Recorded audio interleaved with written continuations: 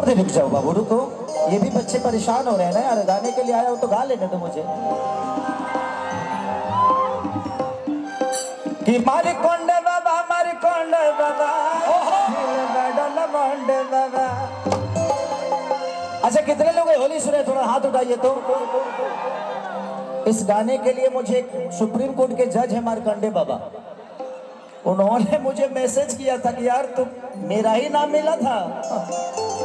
अब ये आपको अच्छा लगा ना, तो बोले कि बहुत अच्छा, ऐसे गाते रहो मेरे नाम पे।